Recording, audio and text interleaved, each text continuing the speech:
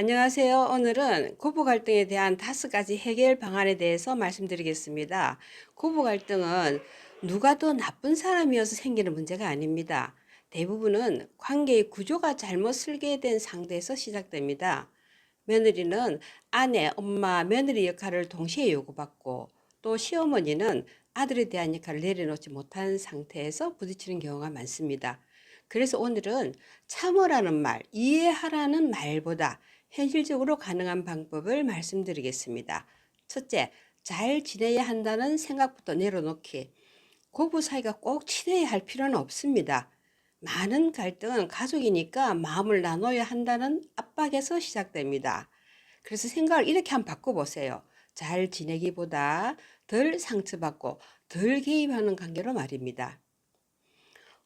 감정적인 친밀감이 아니라 기능적인 평화가 우선인 것입니다. 두 번째, 갈등의 핵심은 며느리 대 시어머니가 아닙니다.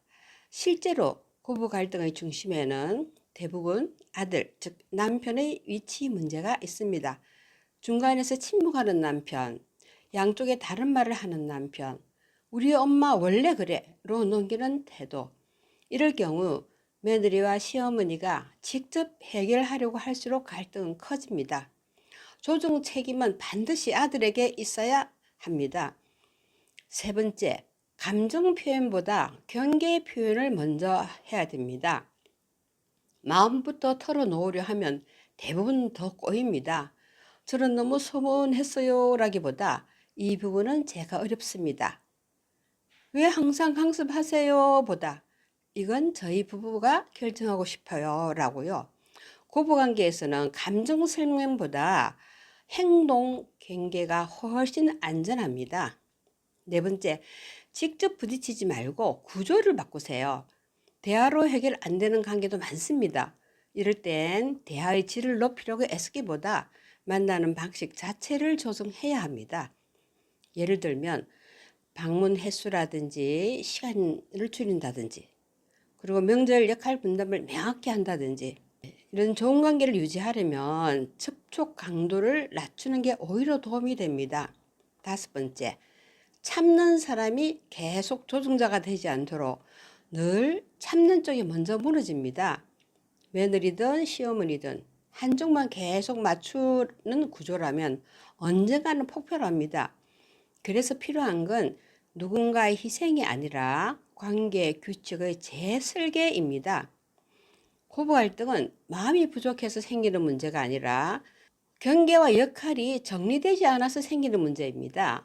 그러므로 무리하게 풀려고 하지 말고 덜 다치게 만드는 방향부터 시작하시는 것이 좋습니다. 그게 가장 현실적인 해결입니다. 안녕하세요. 오늘은 남편이 고부 갈등에서 중간 역할을 안 할 때 아내는 어떻게 해야 할까에 대해서 말씀드리겠습니다. 고부 갈등으로 힘든 아내분들 중 많은 분들이 이렇게 말합니다. 시어머니보다 남편이 더 힘들어요. 말려주지도 않고 중간에서 사라지고 그냥 좀 넘기면 안 돼 라고 말하는 남편이라는 거죠. 오늘은 남편을 바꾸라는 말 말고 아내가 실제로 할 수 있는 선택을 말씀드리겠습니다. 첫째, 이건 아내의 성격 문제가 아닙니다.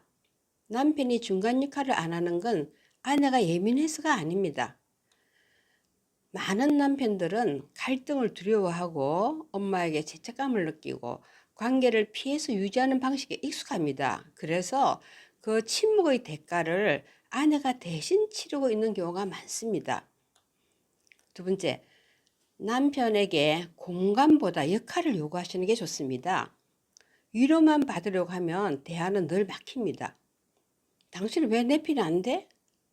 라기보다 이 상황에서 당신이 해줘야 할 역할이 필요해 라고 말해보는 것입니다. 핵심은 누가 맞는지가 아니라 누가 조정 책임을 질 사람인가입니다.